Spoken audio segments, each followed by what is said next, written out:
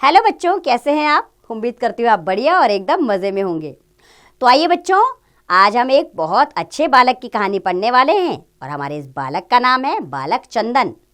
पाठ भी इसी नाम पर है। हमारे इस अध्याय का नाम है बालक चंदन।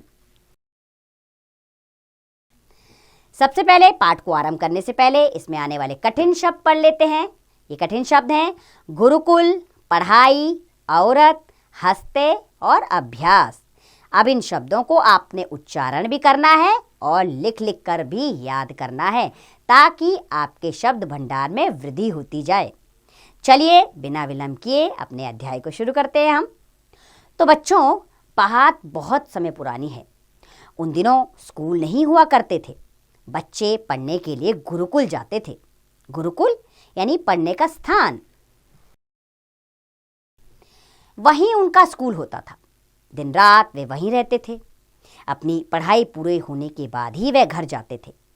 वहाँ पढ़ने वाले गरीब अमीर सभी हुआ करते थे। उनके गुरु भी वहीं रहते थे। ऐसे ही एक गुरुकुल में चंदन नाम का एक बालक रहता था। उसके माँ बाप बहुत गरीब थे।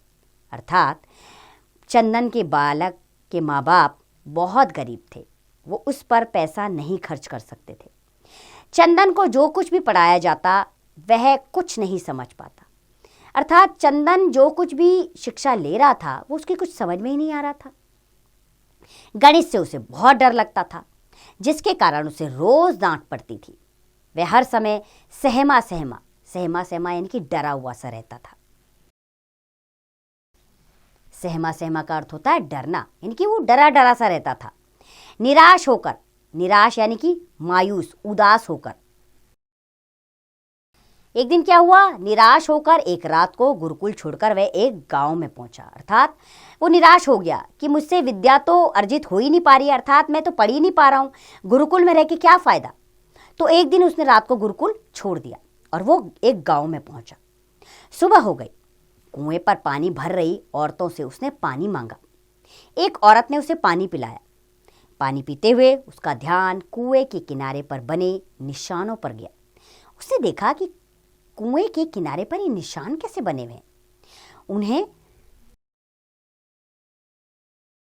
देखकर उसने वहां पानी भर रही एक औरत से पूछा, यह निशान कैसे है? वह औरत हंसते हुए बोली, यह निशान रस्सी के हैं। निशान यानी कि लाइन। अर्थात जैसे पानी ऊपर खींचा जा रहा था तो बार बार रस्सी की रगड़ से उस पत्थर पर निशान आ रहा था। पत्थर से रगड़ खाते हुए यह रस्सी कुएं के अंदर जाती है और बाहर आती है। हजारों बार की रगड़ से यह निशान बने हैं। यह सुनते ही चंदन को अपने गुरुकुल छोड़ने पर बहुत पछतावा हुआ। अर्थात वो अंदर ही अंदर पश्चाताप करने लगा कि मैंने गुरुकुल क्यों छोड़ा। उसने सोचा, जब रस्सी की रगड़ से पत्थर पर निशान बन गए तो मैं बार बार अभ्यास से अपना पाठ याद क्यों नहीं कर सकता। मैं अब गणित का सवाल बार बार हल करूंगा। जो सवाल नहीं समझ में आएगा उसका तब तक अभ्यास करूंगा जब तक वह समझ में ना आ जाए। चंदन गुरुकुल में वापस लौट आया। वह अभ्यास करने लगा। वही चंदन बड़ा होकर बहुत बड़ा विद्वान बना। विद्वान का अर्थ होता है बच्चों ज्ञानी। अर्थात जिस चंदन को कुछ भी समझ में नहीं आता था, शिक्षा उसको व्यर्थ लगती थी, आज वो शिक्षा का महत्व समझ गया था। वो जान गया था कि अभ्यास के जरिए जीवन में सब कुछ पाया जा सकता है। विद्या से लेकर सब चीजें अगर आप जीवन में पाना चाहें तो ईमानदारी और अभ्यास के बल पर आप जीवन में सब कुछ पा सकते हैं।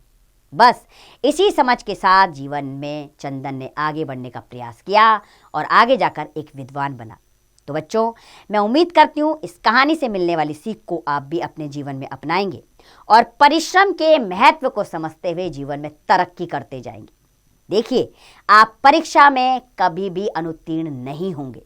आप बहुत अच्छे अंक लाएंगे अगर आप परिश्रम और अभ्यास जारी रखें। अब इसका अभ्यास कार्य आप स्वयं कीजिए।